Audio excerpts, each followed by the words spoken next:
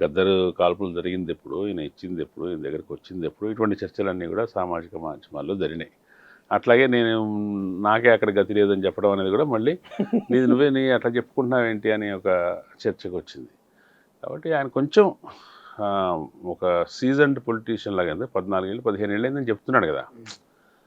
9 నెలల్లో విజయన్ ఎక్కించారు, నన్ను 15 ఏళ్ళుగా దేకిస్తున్నారు అన్నాడు కదా. 15 ఏళ్ళుగా ఫీల్డ్లో ఉన్నావు కదా, ఫీల్డ్లో ఉన్నప్పుడు కొంచెం సీజన్ పొలిటీషియన్ లాగా అనుభవంతో, ఆలోచనతోటి, క్యాలిక్యులేటెడ్గా మాట్లాడాలి కదా. అక్కడ ఆయన గెలవడానికి ఎంతో కష్టపడుతున్నాడు.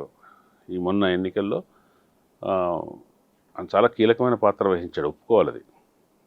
ఆ కీలకమైన పాత్రే ఇక్కడ ఆయనకు సమస్య అవుతుంది.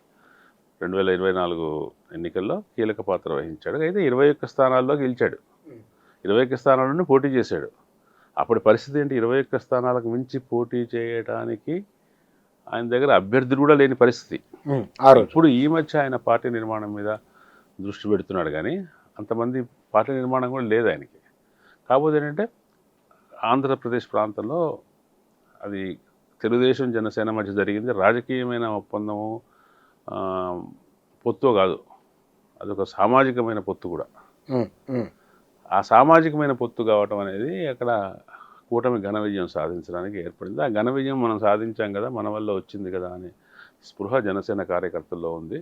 దానికి తగ్గ ప్రతిఫలం మనం దొరుకుతుందా లేదా, ఇప్పుడు కాకపోతే నెక్స్ట్ అయినా దొరుకుతుందా లేదా అనేటువంటి ఒక సంశయం వాళ్ళకు ఉంది. కాబట్టి అది అక్కడ ఒక టెన్షన్ ఉంది. ఆ టెన్షన్ని అక్కడే తీర్చుకోవాలి, అక్కడే పరిష్కరించుకోవాలి. అది అక్కడే నెగ్గుకు రాలేకపోతే తెలంగాణలో వచ్చి ఇప్పుడు కొత్తగా పనిచేసి కొత్తగా అభిమానులు కొంతమంది, కార్యకర్తలు, సినిమా అభిమానులు కొంతమంది, రాజకీయ అభిమానులు కొంతమంది కలిసి ఇక్కడ జనసేన విభాగాలు పెడితే వాళ్ళు పోటీ చేస్తే ఏం ప్రభావం కలిగిస్తారు?